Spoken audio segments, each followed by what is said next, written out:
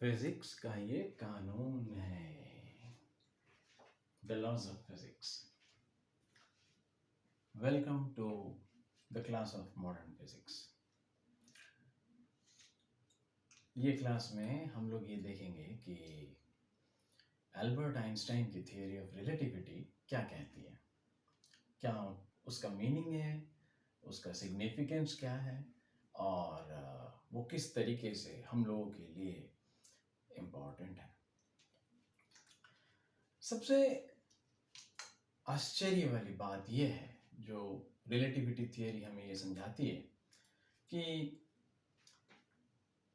हर particle का, छोटे से छोटे अणु, परमाणु, छोटे से छोटे पार्टिकल्स का मास चाहे कितना भी छोटा क्यों ना हो, अगर वो प्रकाश की गति या फिर प्रकाश की गति से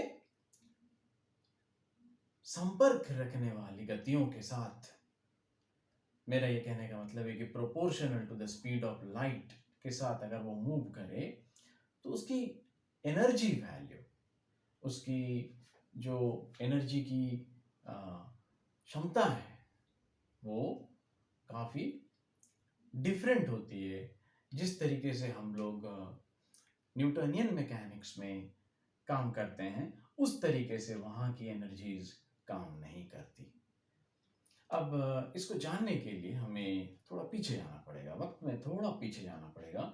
मान के चलिए कि करीब 123 साल पीछे, ये ईयर 1900 की बात है, सन 1900। एल्बर्ट आइंस्टाइन ने एक साधारण वाक्य के माध्यम से पूरी फिजिक्स की दुनिया को चौंका दिया, और वो स्टेटमेंट कुछ ऐसा था: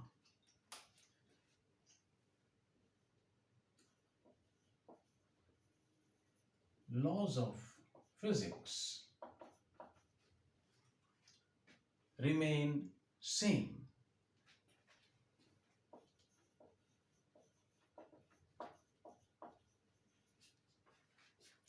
in every inertial frame of reference। Physics के लॉज हर इनर्शियल फ्रेम में सेम रहते हैं। अब भले वो इनर्शियल फ्रेम अर्थ पे हो, या बाहर किसी दूसरे प्लैनेट पे हो, या दूसरे किसी गैलेक्सी पे हो, या कहीं भी और। अब ये एक काफी सिंपल सेंटेंस था, काफी सिंपल सेंटेंस, और बहुत ही इनोसेंट साउंडिंग सेंटेंस। इसमें कुछ भी कॉम्प्लिकेटेड नहीं है। अगर आप इनर्शियल फ्रेम क्या है ये अगर जानते हैं, तो इसे समझने में ज़्यादा देर आपको लगेगी नहीं। इनर्शियल फ्रेम उसे कहा जाता है, कोई भी दो फ्रेम्स को इनर्शियल तब कहा जाता है जब उनके बीच रिलेटिव एक्सेलरेशन जीरो हो। अर्थात अगर उस दो फ्रेम से हम किसी तीसरे पार्टिकल को अगर ऑब्जर्व करें, तो फ्रेम ए से पार्टिकल पी की एक्सेलरेशन अगर ए काउंट हो रही है, तो फ्रेम बी से भी अगर पार्टिकल पी की एक्सेलरेशन ए काउंट हो, तो फिर ये दो एक्सेलरेशंस के बीच कोई फर्क नहीं है, तब ये दो फ्रेम्स इनर्शियल फ्रेम्स हैं। अब रिलेटिव एक्सेलरेशन जीरो होना या रिलेटिव वेलोसिटी का कांस्टेंट होना, हर तरीके से इनर्शियल फ्रेम डिफाइन की जा सकती है। अब जैसे आप मान लो कि अर्थ पे आप किसी चीज को ऑब्जर्व कर रहे हो, जो चीज आपके सामने अर्थ पे ही रखी हो। मान लीजिए कि आपके सामने एक लाइट पोल रखा हुआ है, लाइट पोल है। आप उस लाइट के पोल को, एक बिजली के खंभे को आप ऑब्जर्व कर रहे हो। आप अगर मूव करते हो, तो आपको ऐसा लगेगा कि उस खंबे के रेस्पेक्ट में आप मूव कर रहे हो। और अगर आप मूव नहीं करते हो, अगर आप अपने जगह पे खड़े हो, तो आपको ये लगेगा कि वो खंबा भी कहीं मूव नहीं कर रहा है। एक साधारण छोटा उदाहरण इतने कॉम्प्लिकेटेड तरीके से दिया जा सकता है। ये इस पर्टिकुलर एक पोस्टुलेट का एक कॉम्प्लिकेटेड मीनिंग है। इसे आइंस्टाइन ने एक पोस्टुलेट कहा क्योंकि वो इस चीज को एक धारणा के हिसाब से रखना चाहते थे।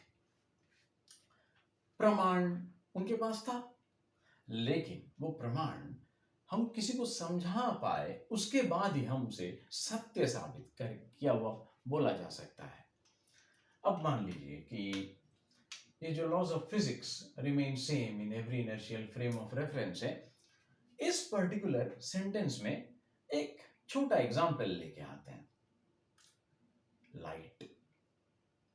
अब बताइए, लाइट, व्हाइट लाइट हो या कलर्ड लाइट हो, लाइट आपका जिस किसी भी जगह से आप देखिए, जिस किसी भी पोजीशन से आप उसको ऑब्जर्व करिए, उसकी जो स्पीड है वो कभी नहीं बदलती। ये एक सत्य घटना है। अर्थात this is a true fact of physics, basic fact of physics, truth of physics कि the speed of light remains same from every frame that you observe, even if the frame is moving. मैं example के तौर पे आपको ये दिखाना चाहता हूँ कि मान के लीजिए कि एक एयरप्लेन मूव कर रहा है। अब एयरप्लेन का जो फ्लैश लाइट है या मान के चलिए जो हेडलाइट है वो ऑन है, और एयरप्लेन की स्पीड आप मान लीजिए कितना होगा, 100 मीटर पर सेकेंड ले लेते हैं। तो 100 मीटर पर सेकेंड से ये सोर्स मूव कर रहा है और लाइट की स्पीड c है। तो फिर इसका मतलब अगर आप जमीन पे खड़े हो, स्टेशनरी हो, तो आपके रिस्पेक्ट में लाइट की स्पीड c प्लस 100 मीटर पर सेकेंड होनी चाहिए, पर ऐसा नहीं होता, ऐसा नहीं होता। ये चीज हम ये समझने की कोशिश करेंगे इन लॉज ऑफ आइंस्टीनियन मैकेनिक्स के माध्यम से, रिलेटिविटी थियरी के माध्यम से, कि ये कैसे नहीं होता। अब देखिए, आइंस्टाइन ने एक सेकेंड पोस्टुलेट सामने रखा, पोस्टुलेट नंबर 2, और उन्होंने कहा कि if Maxwell's laws hold true in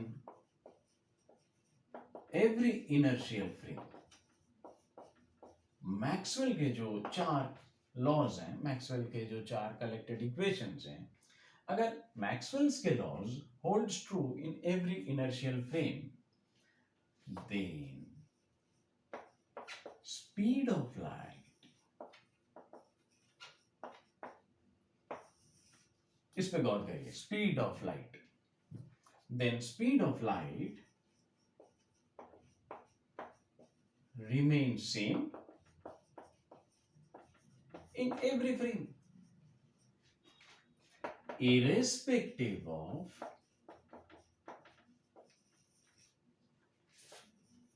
the speed of frame.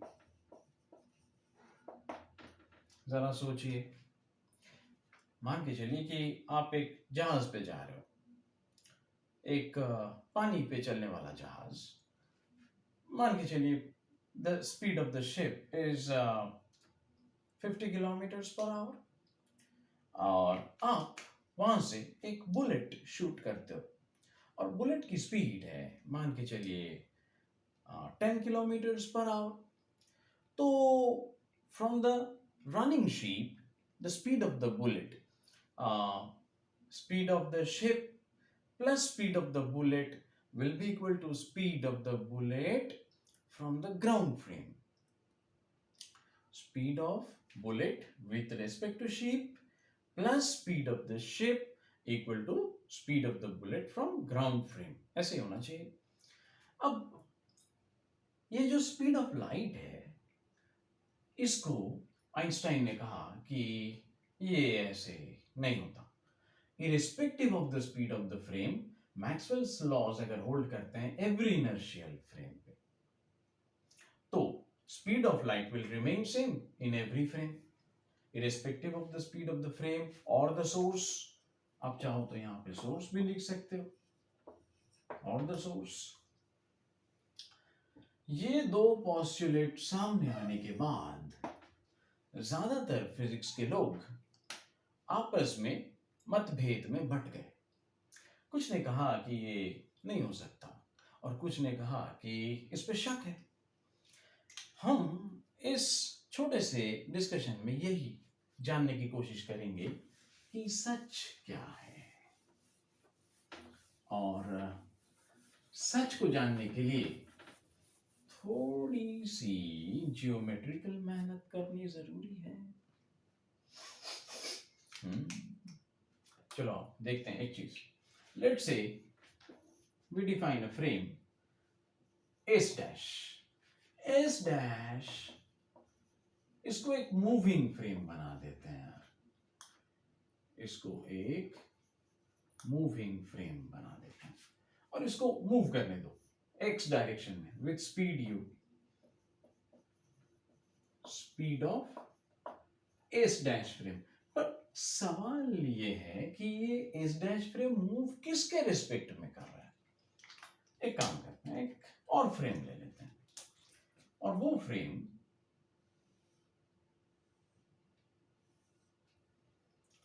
S frame ले लेते हैं। यहां ओरिजिन एस फ्रेम का, यहां ओरिजिन एस डैश फ्रेम का। अब दो फ्रेम है। अब ये एस फ्रेम क्या है? ये एस फ्रेम है स्टेशनरी फ्रेम। इसको रखो आप स्टेशनरी फ्रेम। ये नहीं हिलेगा, एस नहीं हिलेगा, ये हिल रहा है। तो speed of S dash frame with respect to S frame, इसको with respect to S frame कर दो। अच्छा, तो ये बताओ, अगर इसका स्पीड u है तो टाइम t में ये कितना मूव करेगा along x axis? Time t में ये ut इतना डिस्प्लेसमेंट लेगा। अब क्या करते हैं, इसके x, y और z कोऑर्डिनेट्स को चेक करते हैं। ये मान लो आपका x एक्सिस है, एस फ्रेम का x एक्सिस, ये एस फ्रेम का y है, ये एस फ्रेम का z है, ये z डैश एस डैश का है, ये y डैश एस डैश का है, और इसी डायरेक्शन में आप x डैश ले लो। लेकिन आप अब ये देख सकते हो कि अगर कोई पॉइंट को आप यहां लोकेट कर रहे हो, पॉइंट P को, तो इसका एक्स कोऑर्डिनेट कितना होगा एस फ्रेम के अनुसार? स्टेशनरी फ्रेम यानी आप मान लो आप धरती पे हो, द अर्थ फ्रेम, इस स्टेशनरी फ्रेम को आप बोल सकते हो अर्थ फ्रेम। अर्थ फ्रेम एंड ये मूविंग फ्रेम को आप बोल सकते हो लेट्स से क्या बोलोगे, स्पेसशिप, स्पेसशिप का फ्रेम, स्पेसशिप का फ्रेम लेट्स से ऐसा है। अब पॉइंट P का एक्स एक्सिस पे डिस्प्लेसमेंट कितना होगा एस फ्रेम से?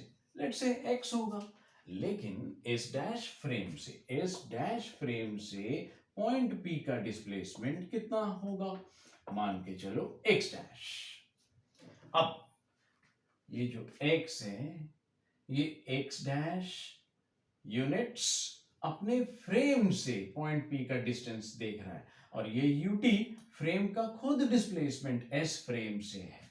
अर्थात अगर आप इस पॉइंट P के कोऑर्डिनेट्स x, y, z मानते हो with respect to s frame, इसी पॉइंट P के कोऑर्डिनेट्स को x डैश, y डैश और z डैश मान लिया जाए इस डैश फ्रेम के कोऑर्डिनेट्स के रिस्पेक्ट में।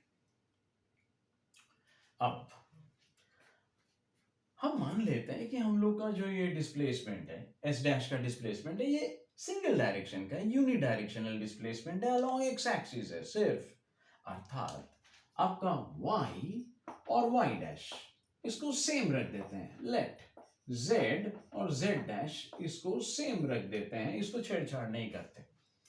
अब अगर x डैश और ut को रिलेट करोगे, बहुत सिंपल तरीके से क्या सामने आएगा देख लो। ये इतना बड़ा x, ये ut और ये x डैश, अर्थात x equal to x dash plus ut, ये इक्वेशन सामने आता है।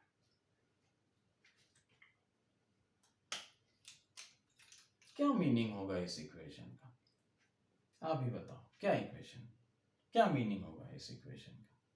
खास कुछ समझ में नहीं आ रहा। अब एक काम करते हैं, हम लोग इस पार्टिकल की वेलोसिटी मेजर करते हैं, और दोनों फ्रेम से। जैसे आप अगर एस फ्रेम से मेजर कर रहे हो तो इस पार्टिकल की वेलोसिटी मान के चलो कि v आएगी, और एस डैश फ्रेम से मेजर करोगे तो मान के चलो कि v डैश आएगा। तो ये आएगा कैसे?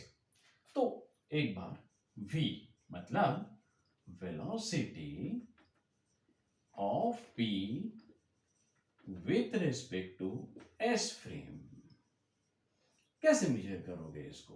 dx by dt, बताओ। अब v डैश अर्थात velocity of p with respect to s dash frame is equal to dx dash by dt। सही है, गलत है क्या? बेटा यहां तक पेशेंस रखे हो, मैं दाद देता हूं बस तुम लोगों की।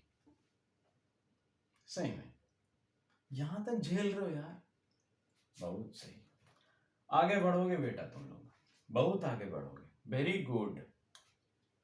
अब सुनो ध्यान से, करना क्या है? इसको डिफरेंशिएट करते, इस इक्वेशन को डिफरेंशिएट करो विथ रिस्पेक्ट टू, और नहीं नहीं नहीं नहीं नहीं, विथ रिस्पेक्ट टू एक्स नहीं, with respect to time t, time t, क्या समझे? टाइम याद रखना बेटा, गोला किया है इसको और एरो भी मारा हुआ है। और मैं बोल भी रहा हूं, ये टाइम, टाइम अपना टाइम आएगा, अपना टाइम आएगा। अब देखो बेटा इधर, तो अगर इसे डिफरेंशिएट किया जाए, किसे? x equal to x dash plus ut, differentiate किया जाएगा तो क्या आएगा? dx बाई dt, dx dash by dt plus u। लो देखो, मैं फिर से कह रहा हूं, आप इधर भी टाइम t के रेस्पेक्ट पे डिफरेंशिएट कर रहे हो, इधर भी टाइम t के रेस्पेक्ट पे डिफरेंशिएट कर रहे हो। सही कर रहे हो? बाद में बताता हूँ बेटा तुम लोग।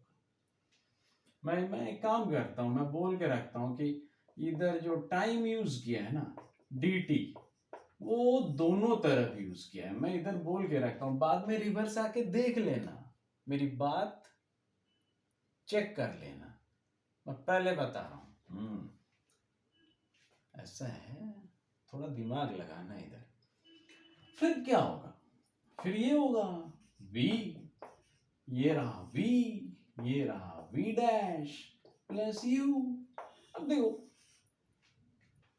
मैं तुम लोगों को इतना एम्फेसाइज करके, इतना जोर दे के बोल रहा हूं कि इधर भी टाइम dt लिए, इधर भी टाइम dt लिए, गलत तो कुछ है नहीं।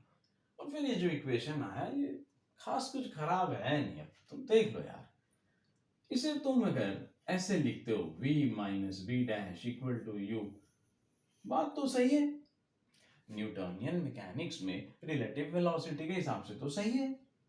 अब कैसे सही है, मैं एक बार एक एग्जांपल दे देता हूँ। मान लो ये ट्रेन है और ये ट्रेन की लाइट जा रही, नहीं लाइट नहीं जा रही, मान लो ट्रेन से एक बुलेट मार दिया, तो ट्रेन की स्पीड u, बुलेट की स्पीड v डैश। लो u ट्रेन की स्पीड, वहां से बुलेट मारे गोली v डैश, तो फिर बुलेट की speed with respect to person on platform क्या होगा यार, v equal to v dash plus u होगा। लो बेटा v हो गया, v equal to v dash plus u। हाँ सही है ना, एकदम सही है।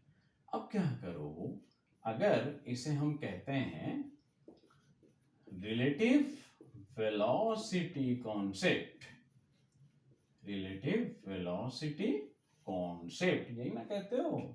अब एक काम करो, इस रिलेटिव वेलोसिटी कॉन्सेप्ट में स्पीड ऑफ लाइट ले आओ, ले आओ speed of light, put speed of light.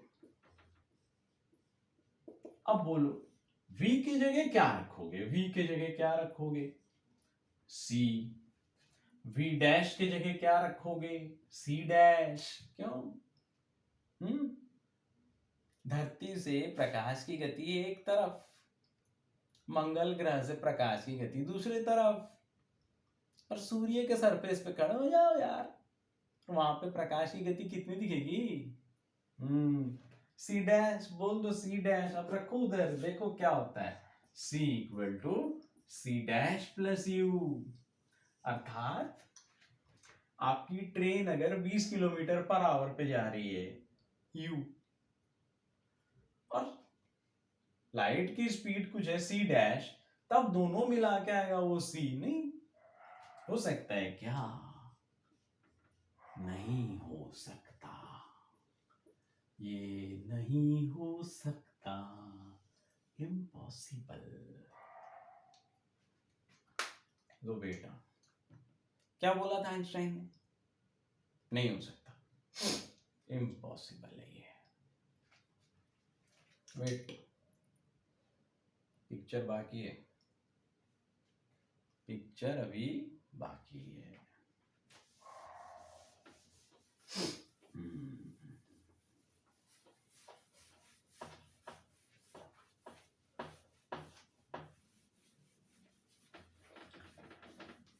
जब तक आप टाइम, हर जगह टाइम और टाइम की गति, सोचो मैंने क्या कहा, time and rate of time, जब तक आप सेम लोगे तब तक हिसाब में गड़बड़ी बनी रहेगी। अब मैं आपको एक चीज दिखाता हूं कि टाइम और टाइम की गति, रेट ऑफ टाइम क्या चीज है। मान के चलो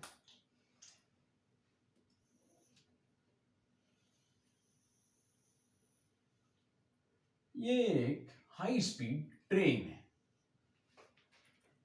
अब ये एक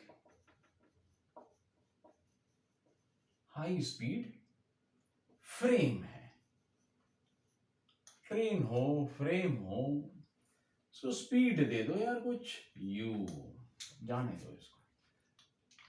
अब इस पे एक बंदे को बैठाओ यार, बंदी को मत बैठा देना, बंदे को बैठाओ। मान के चलो ये बंदा इधर बैठ गया, इसका नाम क्या दें, एम दे देते हैं, moving person. M for man नहीं बोला मैंने, मूविंग पर्सन। अब मूविंग पर्सन मतलब person in the moving frame, तो ये जो हाई स्पीड फ्रेम है इसको हम लोग मूविंग फ्रेम पकड़ लेते हैं, हो गया ये। अब ये मूविंग फ्रेम को फ्रेम के हिसाब से एक नाम देते हैं यार, एस डैश, ये है एस डैश फ्रेम। अब हो क्या रहा है, इधर पे कुछ हो रहा है, रुक जाऊं बताता हूं यार, शांति रखो यार।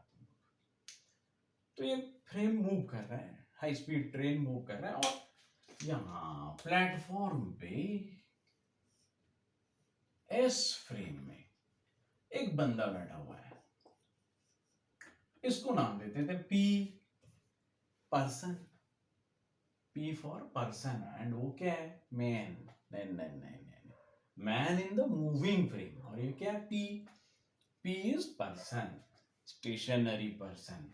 एस जो है ये है स्टेशनरी फ्रेम। मैं फिर से यहां लिख देता हूं यार, तुम लोगों को गारंटी नहीं है। ये है स्टेशनरी फ्रेम, और ये एस डैश क्या है, ये है मूविंग फ्रेम। लो बेटा, फ्रेम समझ गए? तो हो क्या रहा है, अब पिक्चर स्टार्ट होने वाली है।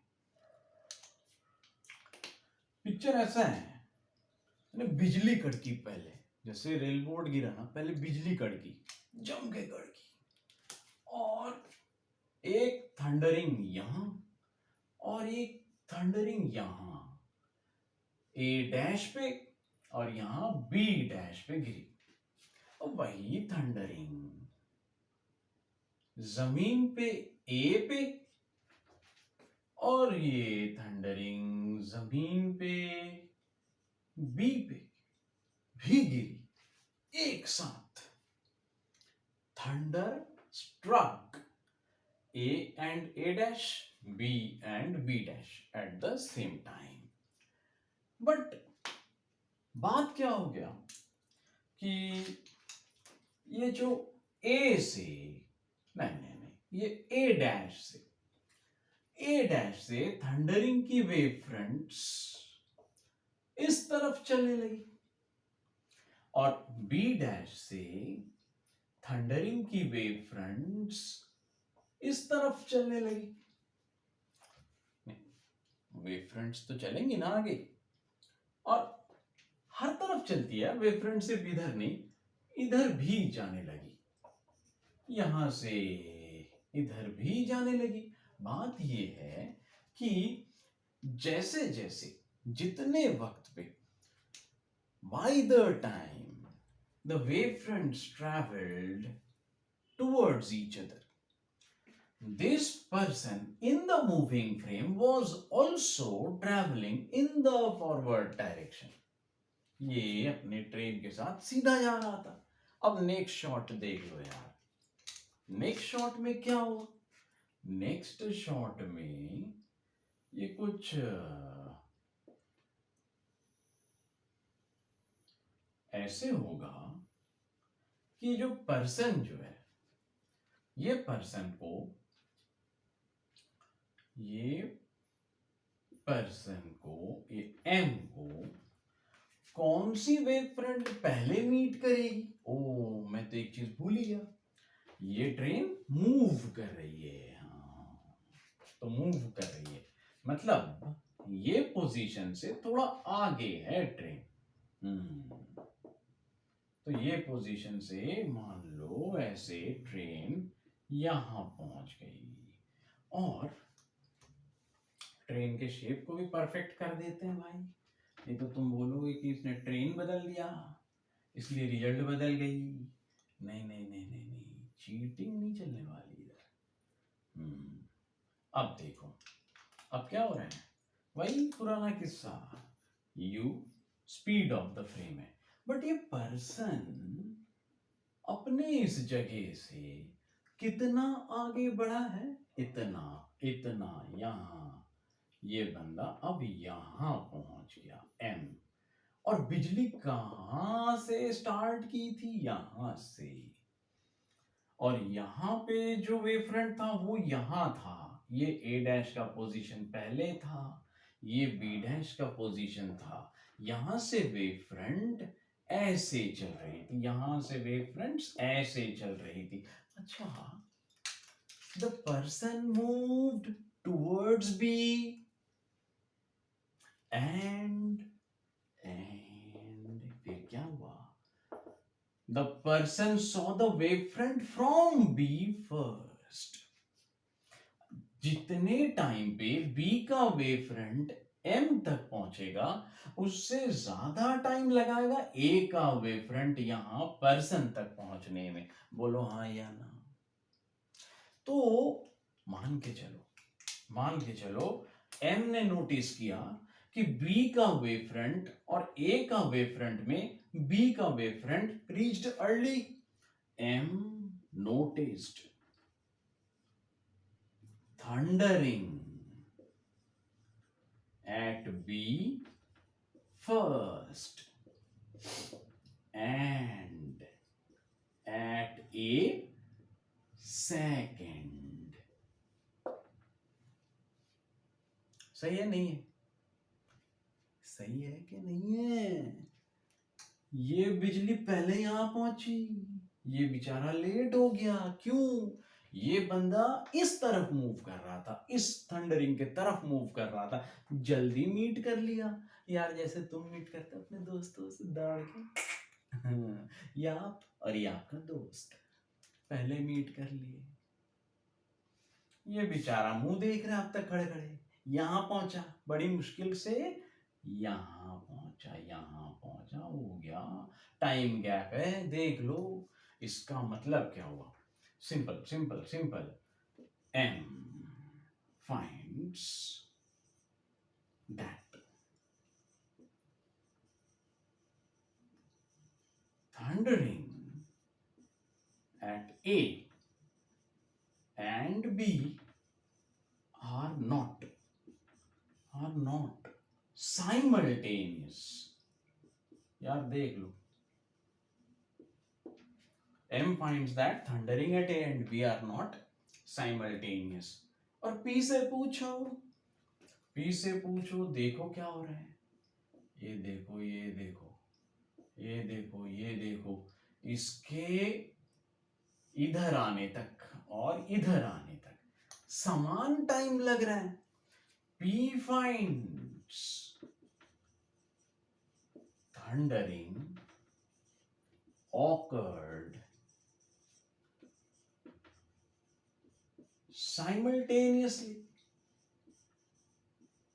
at A and B। देखो बेटा, M finds thundering at A and B are not simultaneous। P finds thundering occurred simultaneously at A and B। उसको लग रहा है इधर और इधर बिजली एक साथ गिरी। इसको M को लग रहा है कि नहीं, B पे पहले और A पे बाद में गिरा। अब क्या कहना है? कुछ समझ में आया? एक मिनट। इसे कहते हैं टाइम स्केल प्रॉब्लम। क्या कहते हैं इसको? Problem of साइमल्टेनिटी।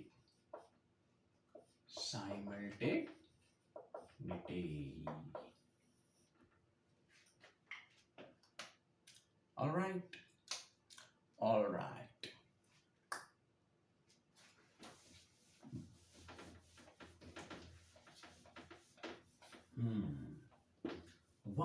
वक्त की बात है।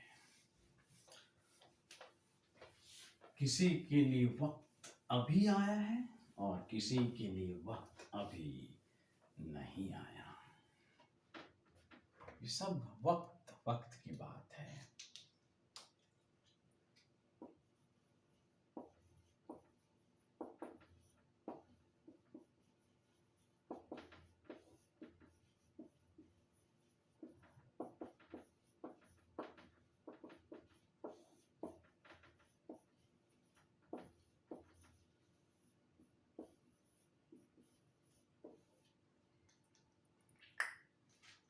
Bye. See you.